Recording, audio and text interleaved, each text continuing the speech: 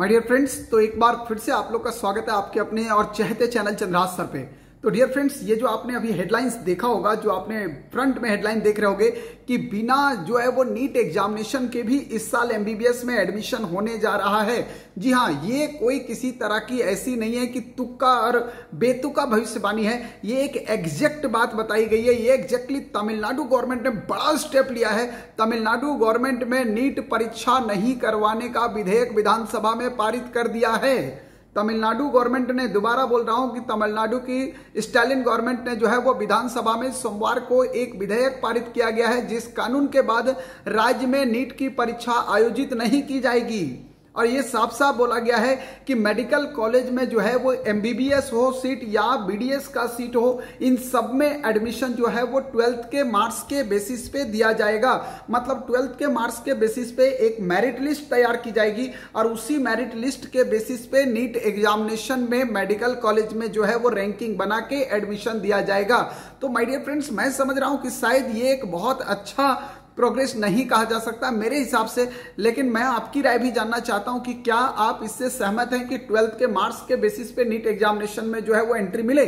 क्योंकि अभी तक जो नीट एग्जामिनेशन आप देते हैं उसमें 11th और 12th दोनों का सिलेबस पढ़ते हैं, और अगर बच्चा केवल 12th के बेसिस पे देगा तो मोस्ट प्रोबेबली वो 12th को ही फोकस करके पढ़ना चाहेगा और 12th की चीजों को स्ट्रॉन्ग करके वो सीधा नीट एग्जामिनेशन में जाना चाहेगा।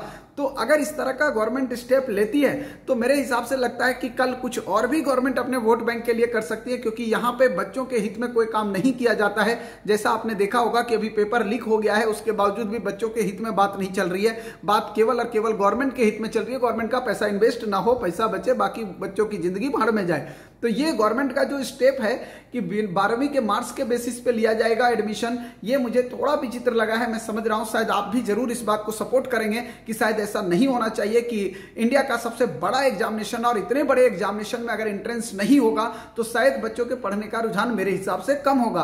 पर गवर्नमेंट का क्या अपना तर्क है? वहां पे एक बच्चे ने जो है एग्जाम से पहले अभी फांसी भी लगाई थी और उन्होंने ये लिखा था कि टेंशन हो रहा है एग्जाम का।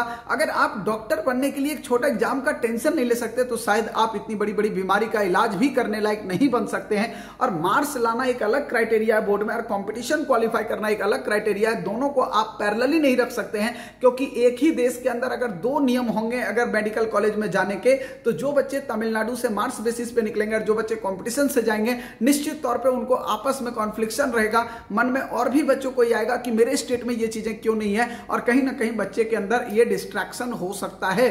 तो मुझे लगता है कि एक कंट्री में जब एक एग्जामिनेशन की बात हो रही थी, one nation one NEET examination, तो फिर ऐसा कंडीशन शायद गवर्नमेंट को अलाउड नहीं करना चाहिए था जहां एक ही कंट्री में दो चीजें हो।